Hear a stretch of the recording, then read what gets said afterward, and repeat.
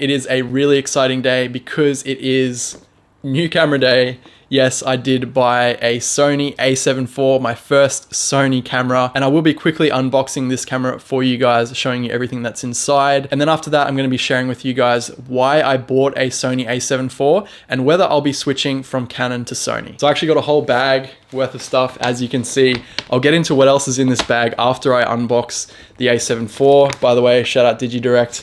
They hooked it up for me. They're my go-to for all my camera gear here in Australia. So here we go. Find the front of the box. I don't know if you can see that, it's kind of glary, but that's the A7IV. I'm just gonna unbox this pretty quickly, go through everything that's inside. All right, so first up we got a bunch of different cables. For some reason they've put all of the different countries in here, and we've got some paperwork here. I guess that's like the recommended SD card to use, obviously Sony brand. First thing that caught my eye in the box is this strap. It's actually really nice. It's the first like leather strap that I've ever seen come with a camera as standard. I might actually use that. I might even put it on my Canon R6 just for the lols. This looks like a USB cable, maybe for charging the camera when the battery's inside the body itself. A battery, pretty small, but it's fairly thick. Other white bag, I guess this is, yeah, like the power adapter. So you'll plug one side into the wall and then the other side you'll plug a USB cable in. And I guess that's to charge as well. So you need those two pieces to charge the battery while it's in the camera, as well as the cable. So you actually need all three pieces, this cable. All right, and that's pretty much everything in the box except for the camera body. So here we go. It's pretty heavy actually. So there we go. A7IV.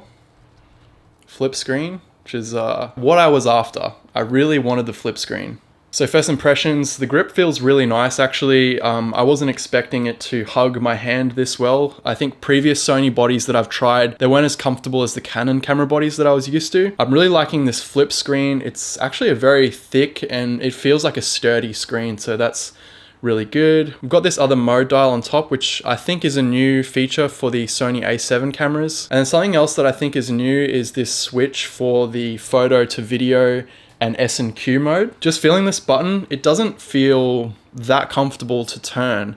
It kind of has like a little button that you press in order to unlock and then to switch the mode. And I get that you don't want to accidentally move it, but it just feels a little bit hard to get your finger in there. So I guess that's interesting. Oh, I should actually put the battery in and see if we have any power. Otherwise, I'll have to go and charge this battery up and then come back and record the rest of the video. Got to lock the battery door as well. That's something that's new to me.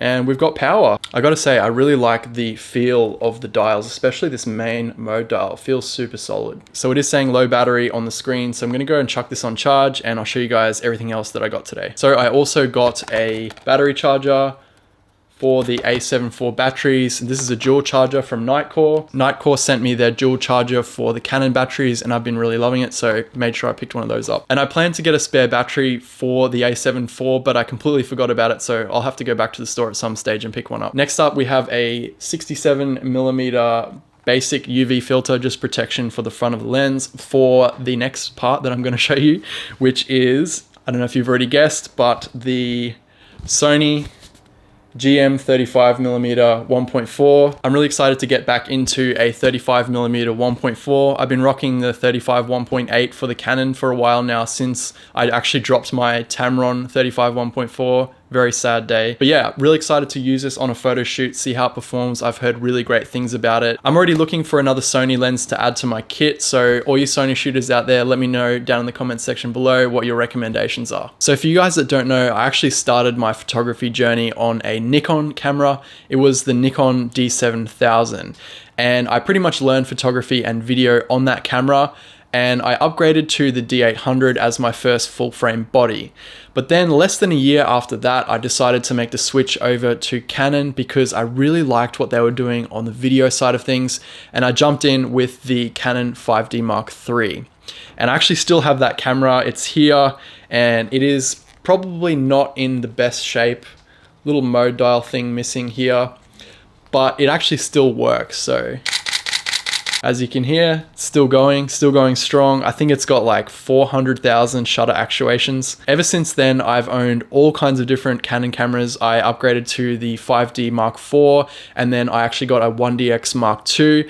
Then I went over to the RF system with the EOS R, and now I'm on the R6, which is the camera that I'm filming on right now. So why did I buy the A7 IV, and will I be switching from Canon over to Sony? Well, the answer is no. I won't be switching camera brands. Rather, I'm adding a Sony camera to my bag so that I can make more content for you guys. My channel has come a long way since back in 2014 and 15, where I would just post like random videos here and there when I had time, to posting more consistently now in 2021, this being my full-time job. And I actually put out a poll on my community tab asking you guys what camera brand you shoot with, and it wasn't much of a surprise to me, but around 50% of you guys are on Canon, and I think about 25% are actually on Sony. I thought it was a great time to get into the Sony system so that I can make more content for you guys, more varied content, more lens reviews, and more head-to-head comparisons. Gear reviews aren't absolutely everything that I want to make on this channel, but I really do enjoy making them, and I know you guys love watching them. There's definitely three main reasons that I went for a Sony over the other brands out on the market, and the first one is definitely the lens choice. I feel like because Sony are around 7 or 8 years into their mirrorless development, they've already made all those staple lenses, and they're starting to come out with more interesting lenses like the 20 1.8 and the 14 1.8. And I'm really loving what Sigma and Tamron and Samyang as well are doing in the space of E-mount lenses. They're actually just not really making anything for the RF mount right now. So I've actually had massive FOMO for ages now, watching all these awesome lenses come out for the E-mount. And because Canon aren't really playing ball, they're not making it easy for these third-party manufacturers to make RF lenses.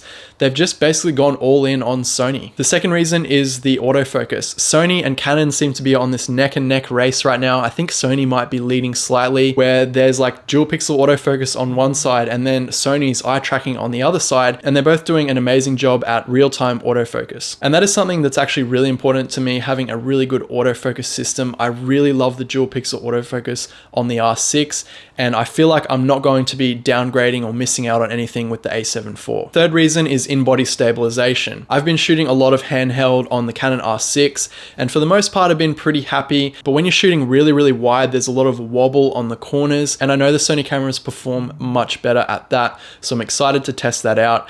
Also, I want to try out the Catalyst Browse workflow because I really like that sort of organic, floaty looking handheld, and from the examples that I've seen online, I actually think that it definitely fits the look and feel that I'm going for. Okay, so that wraps it up. Hopefully you guys aren't freaking out too much thinking that you have to run out and buy a Sony camera now because I'm switching over. It's not the case. I'm going to be using multiple different camera systems. Now, obviously, if I go away on an overseas trip or I have a big client shoot coming up, I'm going to have to choose one system out of the two, and I don't really know yet what that's going to be. I don't know yet if the Sony system is going to win me over or I'll end up reaching for my Canon gear. Only time will tell. I want to thank you guys for sticking around. I've got some really exciting videos coming up really soon on the channel, so I'm really stoked to share those with you. Make sure you hit the subscribe button if you haven't already, and the little bell down there so you get notified when those videos go live, and I'll see you in the next one.